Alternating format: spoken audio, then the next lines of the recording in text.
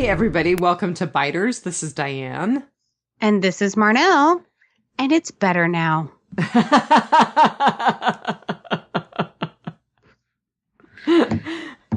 guess that leads right into what we're podcasting. We are doing Season 5, Episode 9, What Happened and What's Going On. Right. Which is funny because both of our episodes that we did a retrospective of this season was Season 5. You did kind of earlier and I did kind of later. And now we're in the middle. Did I do a Season 5? You did. You did Condemned? No, I did a Season 4.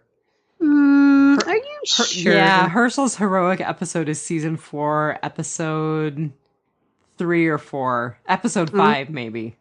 Okay. Infected. That's what it was. No. It was not Infected. Oh my God. I'm so bad. It was... Interned. Yeah. Internment. Yeah. Something like that. God. Should we just start over? No, leave it in. We'll do it live. So I picked one out of Season 4. Okay. But now we're doing... You picked the... When did you pick in Season 5? No, you picked the end of Season 4. Oh, maybe that's what it was. Yeah. Wow. A was the end of Season 4. That's right. Because it was before Terminus. So this is our first one in Season 5 for our retrospective. Okay. I'm glad we got that sorted. Oh my goodness. Would you like to hear my rating? I would very much. Speaking of 4, I gave it a 4.1 model airplanes to the skull. Oh, good one. You know, for a guy who keeps getting people killed, Noah thinks on his feet. Yeah, no kidding. That was a good kill. And his little brother, no less. Ooh, I know. Do you think he could tell them apart, like which twin he was killing? I bet you he probably could. Am I a terrible person for asking that? No, you're not a terrible person. I think that's an excellent question, and I'm sorry I didn't think of it first. It's okay. It can be a good question. I can still be a terrible person. It's fine. What was your rating? I gave it a 4.6 out of 5 turned twins. Ooh. Because I still felt like it deserved an A. So...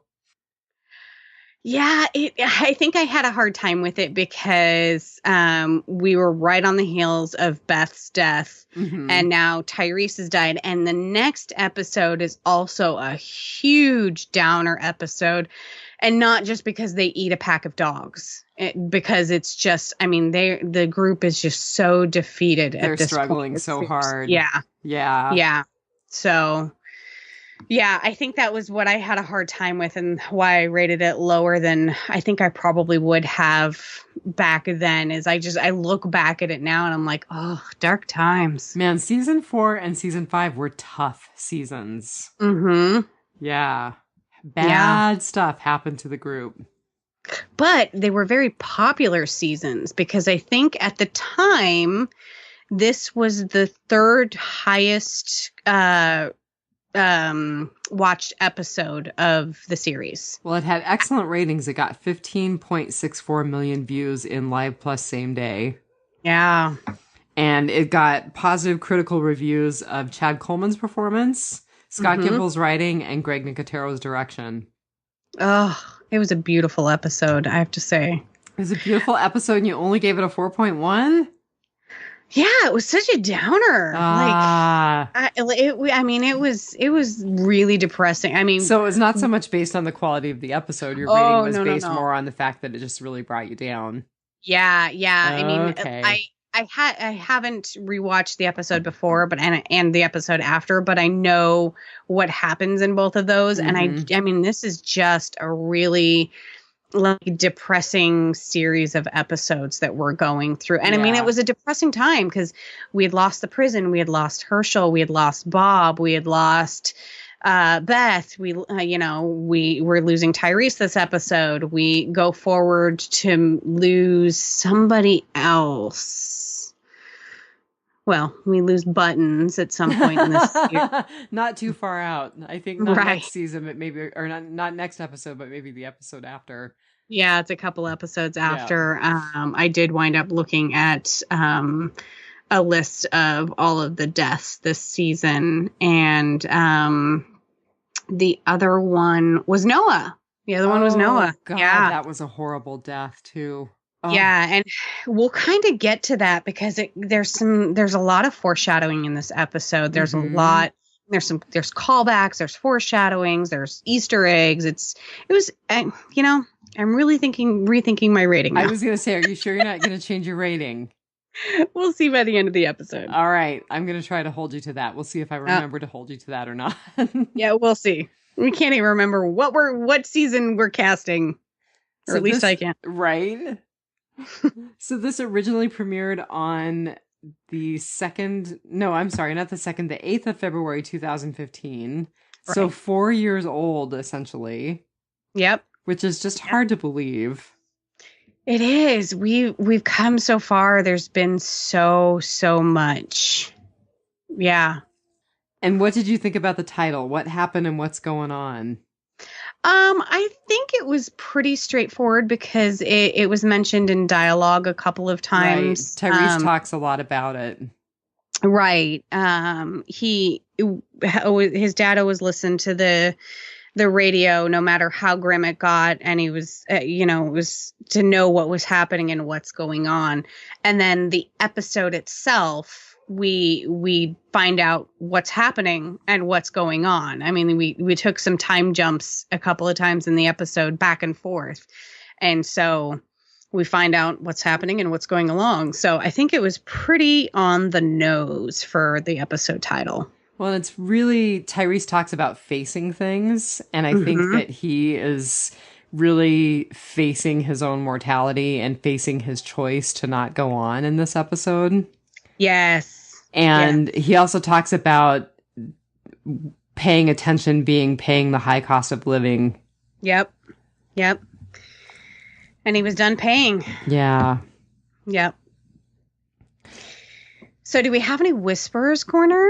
So just really briefly before I get into that, because we do, I wanted to bring up the writer and the director. So the writer was Scott M. Gimple. I don't have to say anything more about him, except he read a book called Vision Trips and Crowded Rooms.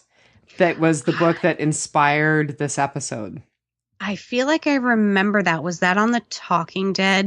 Did they talk about that on The Talking Dead? They may have talked about it on The Talking Dead. And I actually bought and read the book as a result of this episode. Wow. So, and you read it? So how was it? It was good. So it's really about kind of those near-death visitations that people have. So lots of times people who are dying will see friends or relatives who are essentially telling them, it's okay, let go, you can be with us now. They have those kinds of not dreams. Maybe they're visions, maybe they really are visitations. I mean, we don't really know. I think, we explain it in this episode as hallucinations. But it was a book all about those kinds of experiences. And it was about those experiences written from the point of view of healthcare workers who have taken care of people who are dying, who have these kinds of experiences. Oh, that's so interesting. And I think I heard somewhere that somebody said that when people die and they see a light at the end of the tunnel, the people who believe in reincarnation say that is you coming back through the birth canal. That's you being reincarnated. Oh, that's really interesting. Isn't that amazing? That gives me chills to think about that. I'm like, oh, that's legit. That syncs up. Huh. That's really interesting. I've never heard that before, but that's kind of cool. Yeah. So this is more about kind of the experience that Tyrese has of people telling him to let go and people telling him it's okay to cross over, and also processing guilt and processing unfinished business. Well, and so I listened to the original Biters podcast for this episode. Shout out to Kirk and Jeff. Which I think is really funny because I was convinced I podcasted it with Brian. And so I think I've mentioned that I feel like I podcasted it too, just because I think I've talked about this episode so much because there was so much symbolism and there was just so many little Easter eggs in this episode that I don't know. I think I feel like I've dissected it with somebody in conversation. So I feel like I podcasted it too, but no, it was Jeff and Kirk. That's so funny. We totally rewrote Biter's history. We did. So I can't remember where I was going with having listened to Jeff and Kirk. Were you going to bring up something that they had talked about related to visions, trips, and crowded rooms, or the hallucinations, or something about the hallucinations? Maybe it'll come back to me. Sorry, I totally blew it out of your brain. Oh, it's okay. I'm also multitasking, doing something else, so I probably shouldn't be doing that. Probably not. Focus. But yeah, so it was. I re-listened to Jeff and Kirk, and so it was them that podcasted it. It was funny because they read some viewer feedback from you at the end of the episode, and it said that you had been like weeping uncontrollably or something like that because Beth had just died, and then we get Tyrese dying, and you were like, sometimes living out in the middle of nowhere is really hard, and so they were like, we need to start a support group for Dianne way up there in Alaska. And I was like, well, they didn't start a support group for you, but you did inherit the podcast. Oh my God, that is really funny. So shout out to them. Yes. And I will be miss talking them. I do too. And I just saw something with Kirk on Twitter the other day, and I would just, still doing the art thing. You can look at his art at Batman KM on Twitter, and they still do Z Girl and the Four Tigers. So yeah, and we inherited the podcast. So awesome. It's a small world. The loops go round and round. It is, and we lose a Walking Dead podcast earlier. They went to a different platform is what it was, right? Yeah. So Walker Stalker, I think they went to a video platform. I think they're doing YouTube channel now. Okay. Because I was like, I'm bummed that they're not doing a podcast anymore, but I am probably not going to seek out a YouTube channel, to be totally 100% honest. They don't convert it to audio? Mm-mm. And that sucks. Yeah. Man, Walking Dead podcasters are dropping like Walking Dead characters. Not quite that fast. No, not quite that fast. We've still got Jason and Karen. We've still got Chris and Jason out of Canada. So we're in good shape. Yeah. Well, the other thing I wanted to bring up was that Greg Nicotero directed. Mm-hmm. And this was still early-ish in his directing days. And I feel like they really still kind of pull him out when there's going to be something really bloody or when there are going to be lots of Walker gags. Huh. And so there was definitely lots of blood in this episode. Lots of blood, and then you had a lot of interesting visuals with zombie parts. Right. Yeah. Right. Yeah. And he calls them gags. Although some of them really aren't that funny. You caught me with a mouthful of soda. That's funny. Focus. Leave it in. So I do have a little bit for Whisperer's Corner.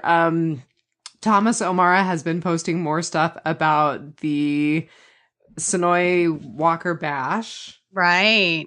And it looks like they're going to have Iron E. Singleton, which I love. I love him so much. Remind the listeners and me T-Dog. who that is. What is it? T-Dog. T-Dog. Okay. Yeah. Wow. That was another one that's like, seems like forever ago. And I want to make sure I'm naming that correctly. So I'm just looking at Thomas O'Mara's Facebook here real quick. So it is the Sonoya Dead Bash. I think it's actually Sonoy. It looks like it should be pronounced Sonoya, but it's actually Sonoy. And they also publicized that they're going to have a An artist, actor named Tim Proctor. He appeared as a walker in 20 episodes of The Walking Dead spanning 5 seasons. He also appeared as a scavenger in Jadis's group. In addition to his work on The Walking Dead, he's a full-time freelance artist whose works include pop culture subjects, but also include pet portraits. Huh. He must live in Georgia to be on the show that much. That just must be his home base. Oh, and he's got a picture of him as a walker, and he looks super cool. Oh, that's awesome. So I just want to encourage people, if they're interested in the second annual Sonoy Dead Bash, to make sure that they look for the Facebook page. And Sonoy is spelled Senoia. Yeah, I'd probably pronounce it Sonoya too, but I'm also one of those that's unsure about Des Moines. It's Des Moines, I know. But you say different things in your head when you see it. You do.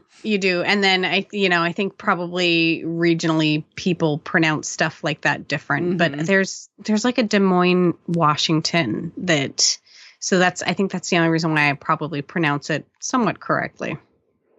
So I would say Sonoya, but it's probably Sonoy. It is Sonoy. I've heard other people say it. Bernthal. Bernthal. Oh.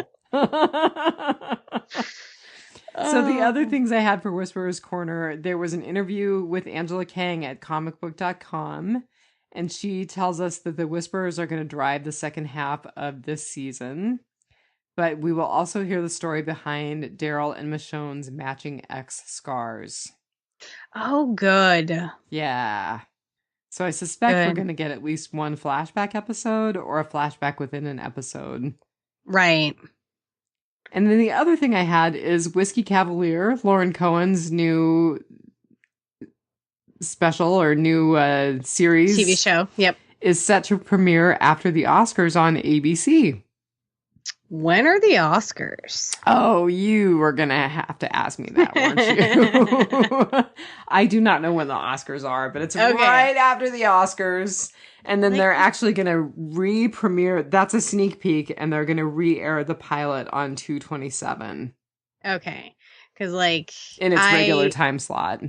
I never actually watch the award shows. I just watch all of the good clips that they play on the news the next day. You're going to make me totally Google it, aren't you? No, you don't have to. So comicbook.com 7 hours ago, The Walking Dead reveals full look at Whisperer's leader Alpha. And it looks like The Walking Dead's official Twitter shared a little clip that starts out at basically the boots and then pans upward and you see Alpha in full dead regalia. So cool. If you'd like to see what Alpha looks like, go to The Walking Dead's official Twitter page. Very cool. I don't follow them on Twitter because I don't want to be spoiled anymore. Right? Yeah, because we were all spoiled with Beth's death in Coda, which was the previous episode. Yeah. The only other thing I wanted to say really quickly about Whiskey Cavalier before we get too far from that subject is the guy who played Noah, Tyler James Williams, is actually in the series as well. Oh, cool. Yeah. God, that's gotta be so funny to be on such a juggernaut of a show, and then 4 years later you're on another show together. Yeah. And one of you is still on the previous show. Kinda, sorta. Sorta, yeah. So anything else in Whisperer's Corner? Nope, I just had the one thing real quick. If you want to see Alpha. Well, and if you want to see Irony Singleton, go to Sonoy in May of this year. I believe it's May 26th that he's scheduled to be there. Good segue. Because we're now talking about Chad Coleman. Another fantastic actor who we lost too soon.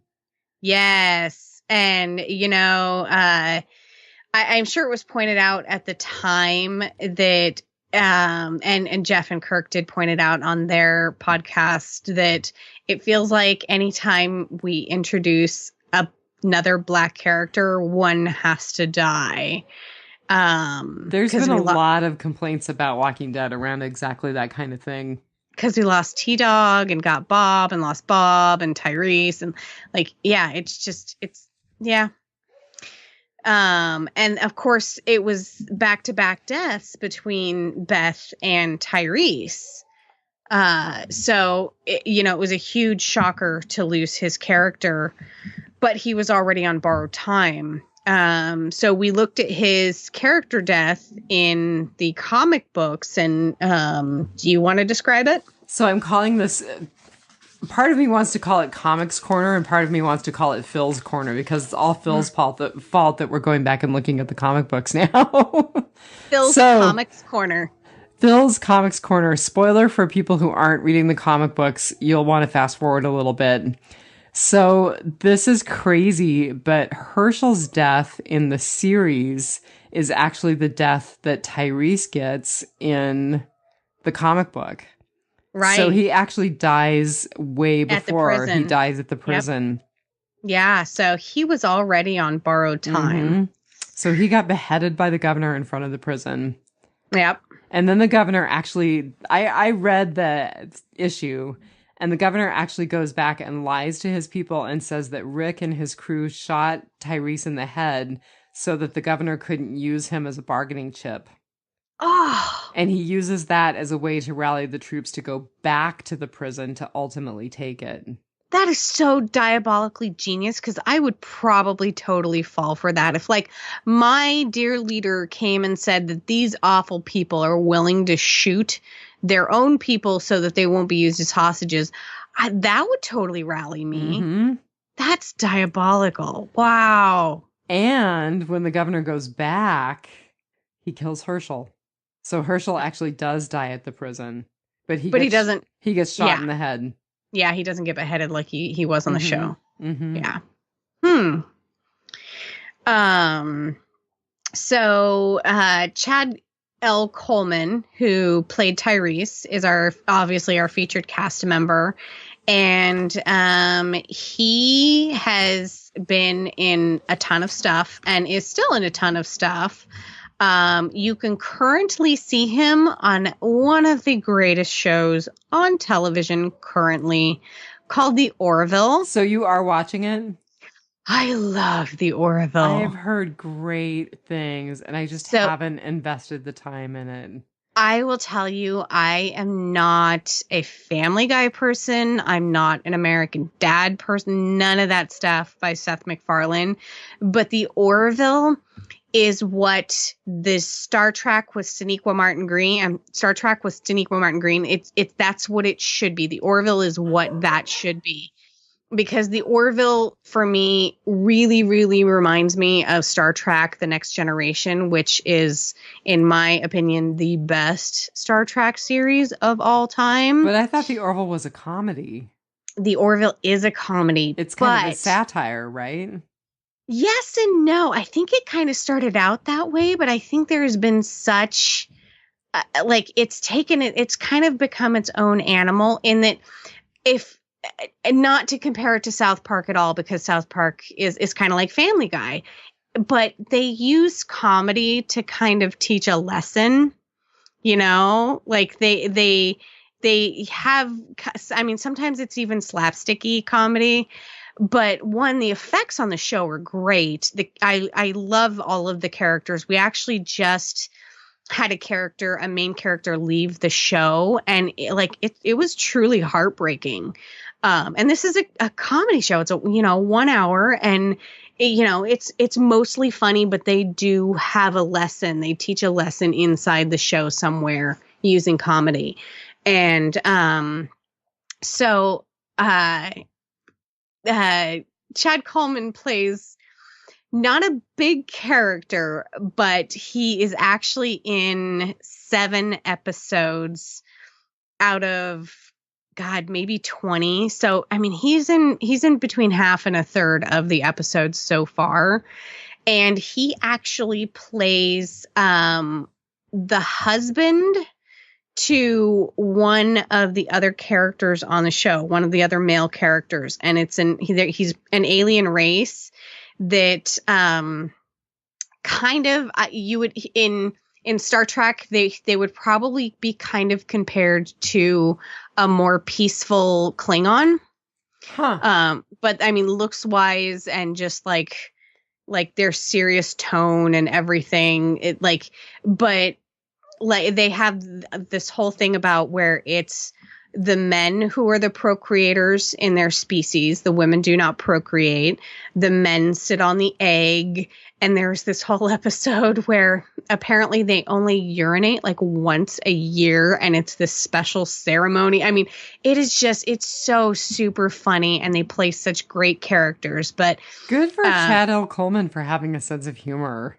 Yes.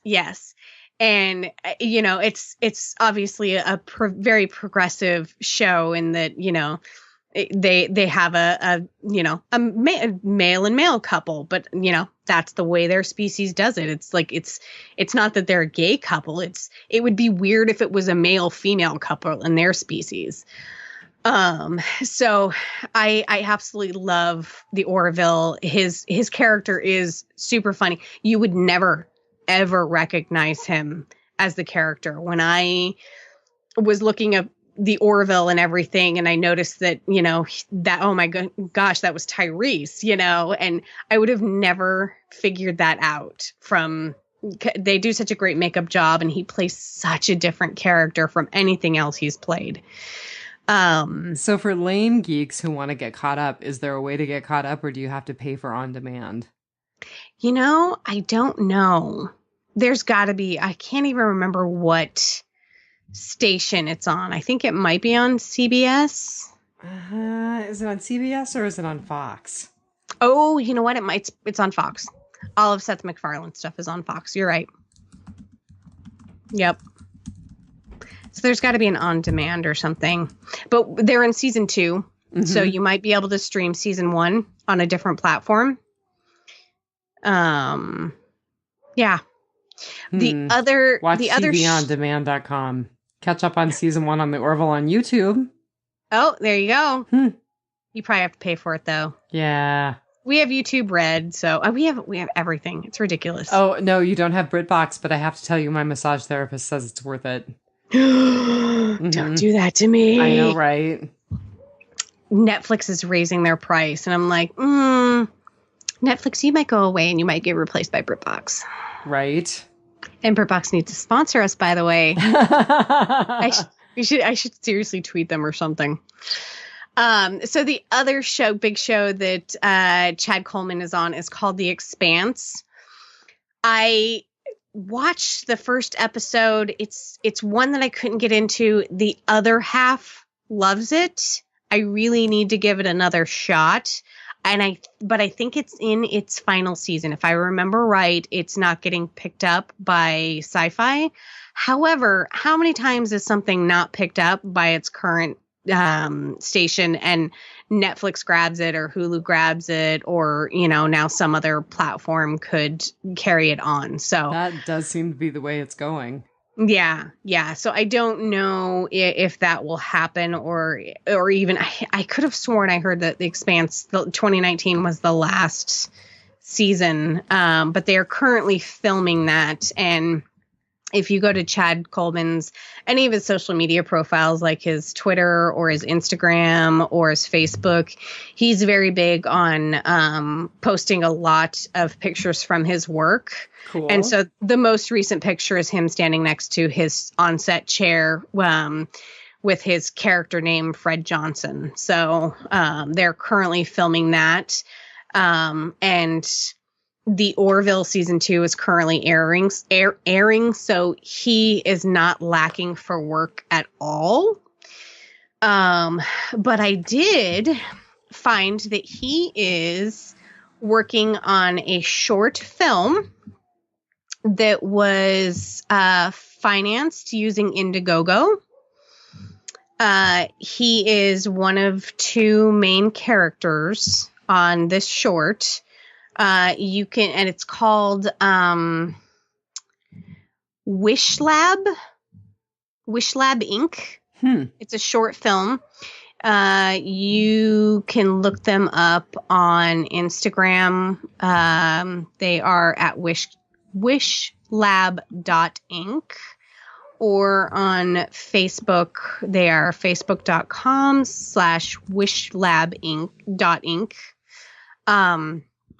The synopsis for the movie is, let's see, there's a really short one and kind of longer, more explanatory one. Roger's desperate act to save his relationship has drastic effects on the lives of everyone involved. And Wishlab Inc. short movie says, as a multicultural team from different backgrounds, our aim is to make a surreal and dark exploration of love, fear, and identity. As these themes are fundamental parts of all of our lives, we firmly believe in the power of storytelling to convey ideas and questions that we have enriching and lasting impact on the viewer. So it sounds super interesting. I don't know how they classify, like what classifies a short film. Is it like 5 minutes long or is it like a half an hour long? But they did reach their Indiegogo goal of $10,000. So I don't know what sort of production $10,000 buys you. 5 minutes, 30 minutes? I think it depends on the script, right? Right. But so it buys you Chad Coleman. But it's kind of nice to see, you know, a larger actor like this who is not hurting for work at all, still be doing these short films that they have so much love for. He posts a lot about it on his social media profiles, so cool. You can usually find it through there. But it sounds interesting, and its release date is 2020. You cannot find it on IMDb yet, so you kind of do have to go through his social media profiles to find it. But yeah, it's going to be one I'm going to try and put on the list to look for when it comes out. We've got a great little Nickelodeon theater here that shows a lot of indie films. In fact, right now they're showing Steven Yeun's film from Sundance. Oh, really? Yeah. Are you going to go? I really want to go. I'm going to try and make the time at some point. Cool. So I hope to see Wishlab Inc. there also. Very cool. So that's what I dug up for Chad. Well, I had something really small, but he served in the Army from 1995 to 1999. And I thought this was really kind of an interesting little tidbit. He was born in Richmond, Virginia, which is actually where Tyrese died. Wow. So that's a that weird for full bookend. Circle? Yeah. Yeah. That's crazy. And of course, we have to point out that he had two, not one, but two credits on Law and Order and Law and Order SVU. Yeah. and even of course, Criminal Minds. And The Wire. The Wire was where he really made a name for himself, and that's where Lawrence Gilliard was as well. So okay, and Seth Gilliam. I have to point this out. So Jeff and Kirk, right at the end of the episode, they were I think it was Jeff that pointed out that the end of the episode, when they're trying to get Tyrese, they've already cut his arm off. They're trying to get him back to the vehicle. They have to go through that wire again, and he gets his foot. He gets his foot caught, and they were like, I wonder if they did that because he was such a big character on The Wire. Oh, that's really funny. So I have to give a shout out to them for one, picking up on that, if that was truly a thing, and also that's super funny. Isn't it a little meta that we're talking about our former podcast buddies? On our podcast? On our podcast. The one we inherited from them. I just couldn't resist. I had to go back and listen to them and see what they said about the episode. That's awesome. I totally need to go back and listen to some of their older podcasts. I would really enjoy that, and it would soothe the savage beast within me. Right? Yeah. I mean, we go back and we watch the episodes. Why not go back and listen to the podcast? Yeah. I've been going back and listening to Jason and Karen, who do the Walking Dead cast, but I need to go back and listen to some of Kirk and Jeff's early episodes. Yeah, it was good to hear their voices. Yeah. Well, so good, bad, and ugly. What have you got for your good? So my good was the haunting style of the episode. And this was actually, I think, Jeff and Kirk's good also. But I loved the still life scenes. You know, we get the sepia picture of the train tracks, like for Terminus. And, you know, we get lens flare a lot, and it seemed kind of almost like an 8mm video of it, where it just sort of, it seemed always in some sort of sepia tone or film noir or something like that. It was very stylized, and everything seemed slightly out of color on the episode. And the whole episode, it added this haunting tone to the episode that I really, really appreciate, because it made this show, and you talked about this in the book for its inspiration. It made it seem dreamlike and you know,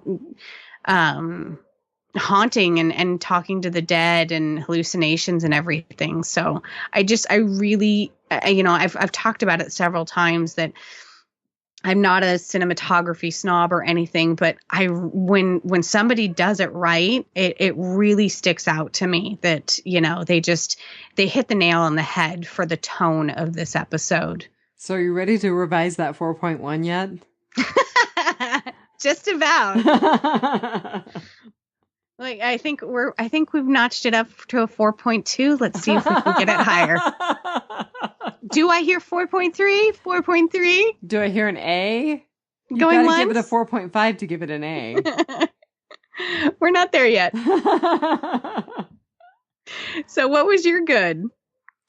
So I have come to the conclusion, before I tell you my good, that I am going to be melancholy about The Walking Dead, no matter when or how it ends. Yeah, it is a huge chunk of your life. I mean, we've spent almost a decade watching this show so far. And the thing that made me realize that was once again being like happy about seeing all of these dead characters coming back to us. Yes. And I don't think so much, I'm not going to call it a flashback or a hallucination. I think that he did have visitations. It was a haunting. Yeah, whether it was a haunting in his own mind or literal ghosts, it was haunting. Mm-hmm. Yeah. And I am just totally digging them. I loved seeing everybody, even the governor, even Martin, the Terminite. I mean, he was great. I think he was actually my favorite of all of the ghosts. Was he really? Yeah, because it was funny.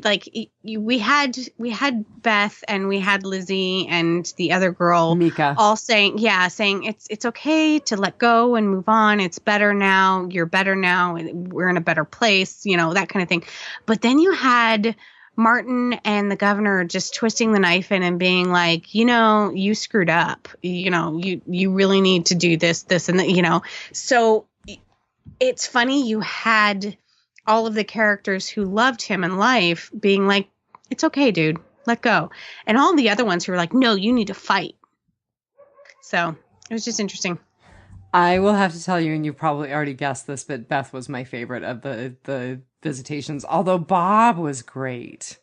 I had actually forgotten how much I loved Bob and how much I enjoyed him as a character. He was really, really great in this episode.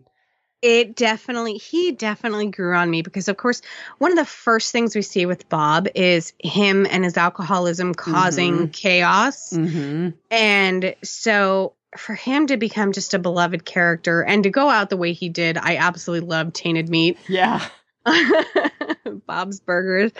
So yeah, it was really good to see these characters again.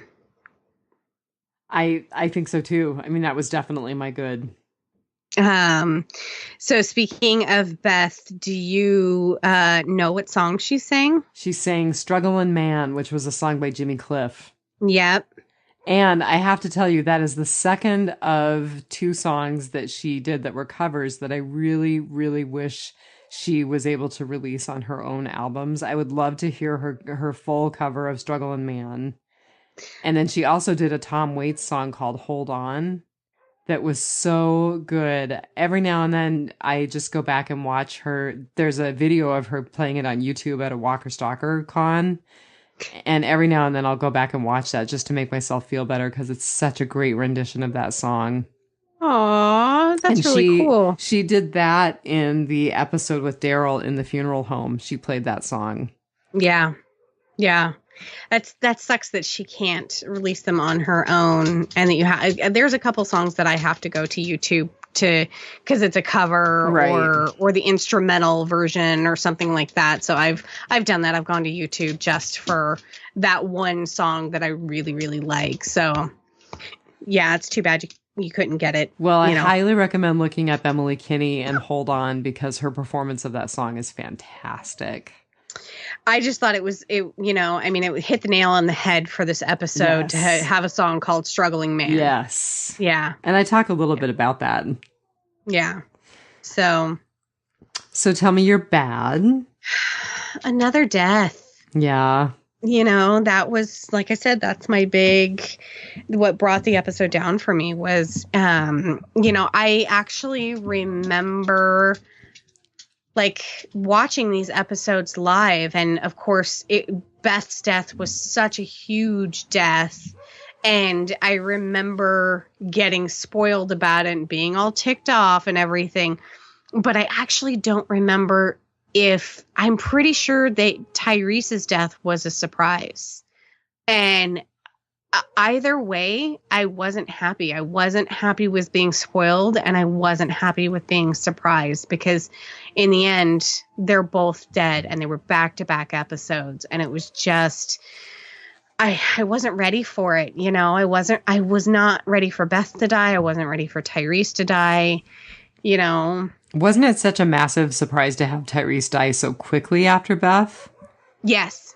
I mean, back-to-back episodes. Yeah. And there was a article online that was talking about why they did that, and because it basically set the tone for the rest of the season and for the characters, and set things into motion that needed to happen and everything. So, I mean, I get the explanation, and I get the evolution of the show, and nobody survives this forever. Obviously, we all die.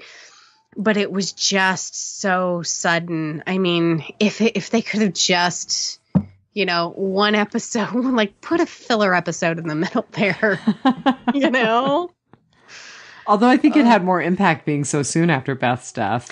It really, really did. It did. And, I think we were still at juggernaut levels for viewership. And of course, we were still viewership, probably not online as it is now. So we can't discount, how many people are still watching. But, I'm sure we've had some drop off since then. And I just, the back-to-back deaths were tough, and losing Tyrese and himself was tough. I mean, at that point, if I wanted to lose somebody, I would, and at this point, not now, at this point, to lose somebody, I would have said, kill off Eugene, or kill off Sasha, or kill off Rosita, or, Tyrese had just sort of started coming into his own about being a great character. I mean, the whole scene where, he saves Judith, and his forgiveness of Carol, and just everything that had led up to this, it just led up to his death, Well, I mean, but I love how when he's talking to Noah in this episode, trying to convince Noah not to give up, he's like, I did that. I saved Judith, and I brought her back to Rick. Right. And so, calling back to that, the next major person to die in this season was Noah, and he died saving Glenn. Mm-hmm. So, it's just one of those things that he talked about. He gave Noah the will to move on and to live, and that your life means something, because Tyrese wanted to die, but then he saved Judith. So he's like, I know me living meant something. And then it goes on that Noah had the same experience. You're talking me off the ledge, man, because I kind of feel like I'm the struggling man right now. There was a lot of that in this episode. Yeah. So what was your bad? Well, my bad was a really technical one, but after they cut off his arm, they didn't put any kind of dressing on it. They didn't put any kind of pressure on it. There's actually one scene where he's kind of kneeling at the gate and they're trying to fight off the walkers that are at the gate so they can get him out. And they just show the stump of his arm kind of hanging there, not bleeding.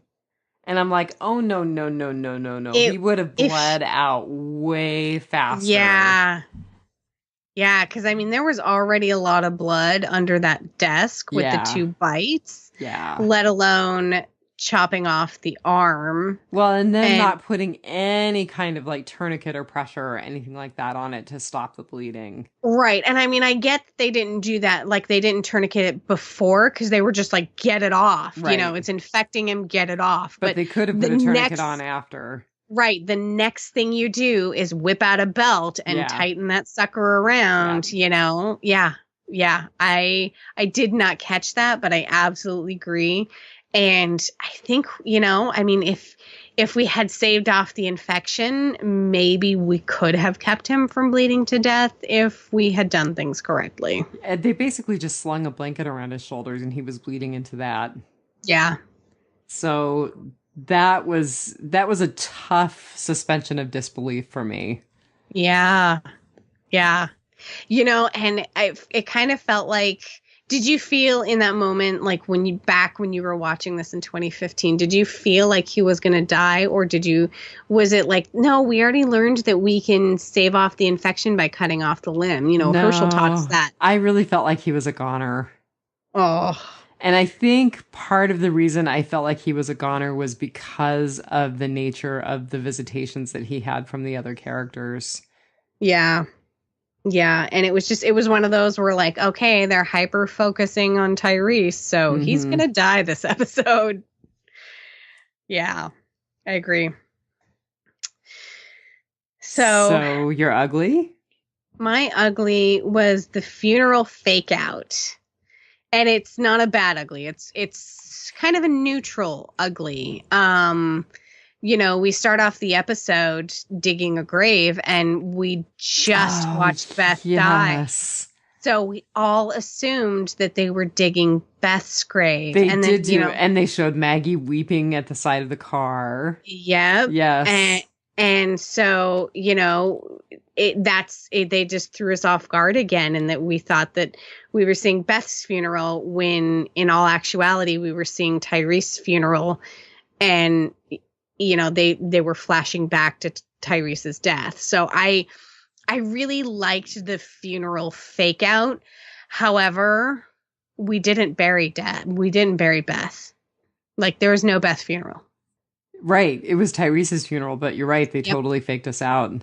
I loved the service by Father Gabriel. Yes. I really liked what he had to say. There's some funky call out numbers that kind of have to do with that we will get into in Rotting Potpourri. Oh, very cool. Yeah. So what was your ugly? So my ugly was just that we get 2 really strong pieces of symbolism that Tyrese has decided to let go and has decided to die. And I think one of them is the song Struggle and Man, because the song is Struggle and Man, got to move on. The other is when he tells Bob to turn the radio off. Yes. Because he no longer wants to face it. He no longer wants to pay that high cost of living. Yep. The high cost of living is knowing what's happening and what's going on, and turning the radio off was symbolic of, you know, he's not going to pay that high cost of living anymore. It's better now. Yeah. Yep. And did you, Kirk and Jeff did point this out, and I don't think I actually would have noticed it now and brought it up had I not listened to the podcast. But I think I did notice it back then. Did you notice that in the bedroom when he's having the visitations, they're all wounded. They're all wounded. Yeah. And in the car, none of them are wounded anymore. None of them are wounded. Yeah. They're all healed. Yep. So I thought that was pretty cool. Yeah. Which that's probably also another piece of symbolism that I missed. You know, that the fact that they are all healed means that they're all moving on. Yep. It's better now. Yeah. Better this way. Yeah. So Father Gabriel's Bible verses were in Corinthians 4:18 and 5:1. So the clock on the road. Which was totally symbolic of Noah's community being collapsed before they even got there. Right. And, Jeff and Kirk had they were able to, they had just watched, Coda the week before. And I guess there was a lot of clocks in Coda too. And so there was clocks in this episode. So I guess when we have a bunch of clocks in the episode, someone's dying. But I think this says that the clock on the road was at 4:18. And there's some speculation about the clock radio in the room being at 5:1, which were the Bible verses that Father Gabriel read. Oh, how interesting. Yeah, yeah. And then Jeff and Kirk debated on whether or not the clock in the bedroom actually was at 5:09 or 5:10. The episode number is 5:9. Season 5, episode 9. Yeah. But Jeff said that it was actually pointing to the 2, 10 after 5. Right. He was pointing to the 2. So this is actually, we're coming back from the mid-season finale. So this is the second half of season 2. So no matter what, no matter who is right, the symbolism is there. Interesting. Yeah. Yeah. And someone pointed out, Lizzie was also wearing a watch and the time read 5:55, but we'll just ignore the watch like we ignored Lizzie when she was alive. Oh, God, that's terrible. We did not ignore Lizzie when she was alive. Lizzie was psychotic. Lizzie could not be ignored. No. Trust me. Oh, yeah. Well, we're kind of into rotting potpourri, so you got anything else for your rotting potpourri? Oh, there's so much. So, Glenn with the baseball bat. Right. Yeah. And one of the things that I will say, baseball bat aside, Glenn looks so hopeless and the group just looks shell-shocked. Yeah. Yeah. And, if I just, the next episode keeps flashing in my mind when they're all just sitting on the silent side of the road, silently eating their dog, not their dog, right. But like silently eating portions of dog. Their portions of dog. Yes. And they just look deflated and defeated. Like, it's just been so bleak. And I vaguely remember being like, oh my God, this is the most depressing show. But yeah, Glenn with the bat. Of course, that is a call out to Negan. And it sort of is foreshadowing who dies by the bat. And then maybe Chad Coleman having his arm chopped off was a little bit of a call to Negan chopping off Rick's hand in the books. Actually, it was the governor who chopped off Rick's hand in the books. Oh, okay. Yeah. Yeah. Yeah. I'm thinking of when he threatened to cut Carl's off. That. Yeah. Yeah. So yeah, I think that there was those call outs in the episode. Did you notice the graffiti in the neighborhood? Okay, it wasn't just in the neighborhood. It was pointed out online. It was also in that farmhouse that kind of caught Michonne's eyes. Wolves Not Far was also written there as well as in the neighborhood. So, yeah. Do you think the wolves wrote that, or do you think that the people in the neighborhood wrote that? So at the time, because of there was some sort of the scavengers in the comic books didn't play as big of a role as they did in the show, and someone speculated online that it was actually the scavengers that were warning people about the wolves. So that I don't think we ever really got an answer to that, because I don't think the wolves would warn you about themselves. So, yeah, I don't know. The scavengers. Who are the scavengers? Jadis's group, the Heapsters. I think they weren't in that early though. No, they weren't. But I know Kirk and Jeff did kind of allude to both of them, and thought that maybe they would, like, the scavengers would integrate with the wolves. No, we didn't even have scavengers. The scavengers are not in the comic books, and we didn't have scavengers to talk about at that point in time. So they must have been talking about somebody else. Yeah, I don't know.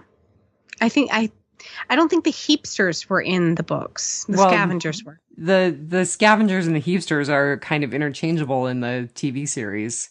Okay. Yeah. I don't think the wolves would warn people about themselves coming. So somebody was warning that the wolves are coming. And they wrote it in the barn, the farmhouse that they passed by earlier, and then it was in Shirewilt. Correct, which there is actually a Wiltshire Estates in the comic books, like way early in the comic books. Right, so they had to switch it around for this. Yeah, they had already used it in the show. So, and then we get another sort of thing. Did we ever get any closure about the torsos with the W's carved into their heads? Not really, other than that they were probably the work of the wolves. It was the work of the wolves, because the W that was carved into their foreheads was the work of the wolves. But we never really got an answer as to why they left scattered bits of torso and body parts everywhere. Yeah. Because, I mean, the town was most definitely ravaged by the wolves, because that's a lot. It looks a lot like what they did or tried to do to Alexandria, the whole chaos in the streets and the burning of the houses and things like that. So I'm sure that that's what happened to Wiltshire. Shirewilt. I said it right the first time. Yep, you did say it right the first time. So do you remember who did the radio voice? Yes. Andy Lincoln. Yeah. With cool. His actual accent. Yeah. His Love Actually accent. Remember, creepy stalker, not good boyfriend. Exactly. Terrible friend, too. Not just like creepy stalker, but like terrible friend. Yeah. So funny. So some other symbolism that came up in the show was in the bedroom that Tyrese is in, the twins' bedroom, there was road signs up around the bedroom, and one of them was cool. One of them was "Do not enter," and the other one was "Dead end." He really should have taken the advice of the road signs. I totally missed those. Good catch. And then behind Terminus Martin. Was it Martin? Termite Martin. Yeah. Termite Martin. There was a zombie figurine on the nightstand. Oh, that's hilarious. And of course, in the Walking Dead universe, like, there's no such thing as zombies. You know what's really weird? Since you bought me the compendium I've been rereading, and I always thought that they did not use the word zombie in the comic books. They actually use the word zombie in the comic books. They don't use it in the TV series. Right. Which I had actually missed that, or I had forgotten that. I was going to say I had heard that at one time, but just because I haven't read through the books, it doesn't stick with me. I'm slowly rereading the ginormous Compendium 1 again. We have the mini compendiums, but I wasn't up to Tyrese's death. We don't have the ones going up to Tyrese's death. So okay. Yeah, so I had to wiki that one. I had to look it up and see where it was, but I was able to read it. Yeah. Let's see. What was one of the other one? One of the articles that I read that they said that Noah's cut on his forehead defines time in the show. How's that? in the very, very beginning of the show, when we see Noah crying, basically kind of over Tyrese, what we find out is Tyrese's grave. The cuts further healed. Well, no, he has the cut. Well, then cut to the scene where he doesn't have the cut. So we should have known. We went back in time then. So that wasn't Beth's funeral. We hadn't seen Noah with a cut yet, because that's he gets really cut. Good. He gets cut on the wire going into the town, and then there's a funeral. So, yeah, I thought that was pretty cool. That his cut kind of delineates time. Very cool. Did you have anything else? I thought that the governor and Bob, when they were making visitations to Tyrese, were kind of foils for each other. So the governor says that suffering is all there is, and Bob says that forgiveness is all there is. Mm-hmm. And so they really played those two characters off of each other really, really well. Well, and then the termite, who Martin? Yeah. The termite Martin was talking about how this was kind of all of Tyrese's fault, because, if they hadn't let Gareth know where everyone was, then maybe Bob wouldn't have died. Maybe Bob wouldn't die, blah, blah. And Bob's like, I got bit at the food pantry. Like, don't listen to him kind of thing. Yeah. So, and something struck me. Bob sitting there, talking to Tyrese and everything. He was wearing his shirt. And then we see Sasha at the end putting dirt on his grave, and she's wearing the shirt. Yeah. That really stuck out for me. Yeah. Yeah, and I keep going back to, because he said it was said over and over again. It went the way it had to. It was always going to go this way. Yeah. And they, paying the high cost of living. And then Tyrese saying, turn it off. The cost of living was too high. And Bob said, you sure? And yeah, it was time. So... yeah, it was a good episode. I'm going to go up to a 4.4. Just won't give me that A, will ya? Nope. Plus, it's easier to put a little L in front of the 1 for the 4 and make it a 4. Oh, that's funny. So, I'm going to go up to a 4.4. The only other thing that I was going to bring up in my writing potpourri is that we see the SUV stop, and that was when I knew that Tyrese was dead. We see the brake lights on the SUV, and that was just heartbreaking. So here's another shout out to our former host, Kirk. I love you. You brought up an episode of Buffy on the podcast. But it was actually a different episode.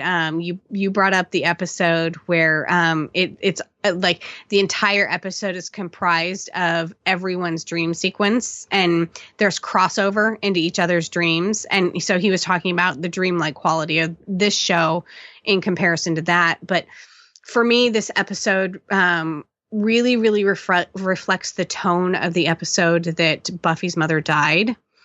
And if you're fans out there, you'll go back and you'll watch the show, and there is very deliberately no music in the episode. There's no build up in scenes using music, or there's no transition. The episode seems very like stark and quiet and clinical. And just it creates this tone that's very unsettling.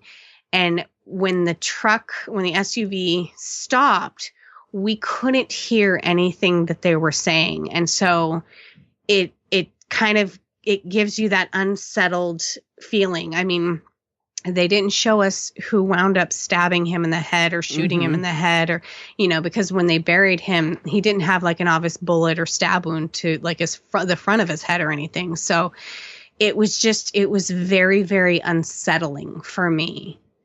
Which, I mean, of course, the death of a friend would be. So it really, they did a really good job of evoking true feelings that you would have surrounding this episode. I thought it was a great episode. I thought it was an A.